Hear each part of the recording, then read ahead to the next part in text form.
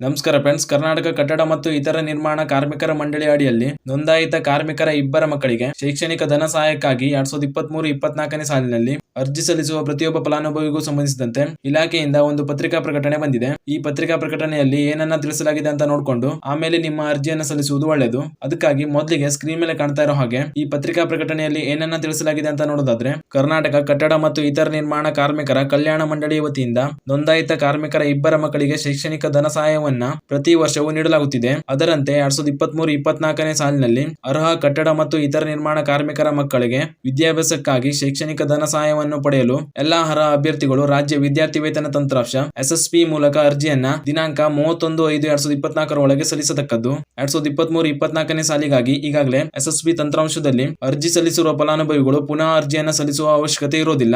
ಅಂದ್ರೆ ಯಾವೆಲ್ಲ ವಿದ್ಯಾರ್ಥಿಗಳು SSP ಸ್ಕಾಲರ್ಶಿಪ್ ನ ಹಾಕಿದ್ದೀರೋ ಅಂತಹ ಮಕ್ಕಳು ಈ ಕಾರ್ಮಿಕರ ಮಕ್ಕಳಿಗೆ ಸಿಗುವಂತಹ ಸಹಾಯಧನಕ್ಕೆ ಅರ್ಜಿ ಸಲ್ಲಿಸುವ ಅವಶ್ಯಕತೆ ಇರೋದಿಲ್ಲ.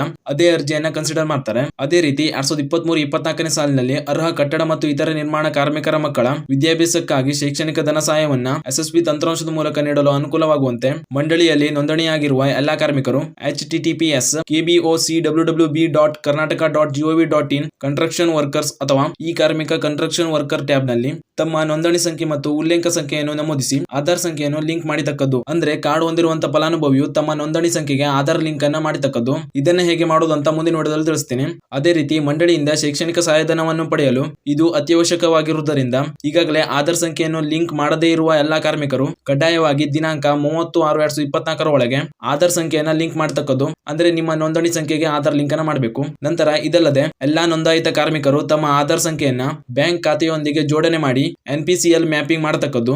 ಆಧಾರ್ ಸೀಡ್ ಹಾಗೂ NPCL ಮಾಡದೇ ಇರುವ ಕಾರ್ಮಿಕರಿಗೆ ಶೈಕ್ಷಣಿಕ ಧನ ಸಹಾಯ ನೀಡಲು ಸಾಧ್ಯವಾಗುವುದಿಲ್ಲ.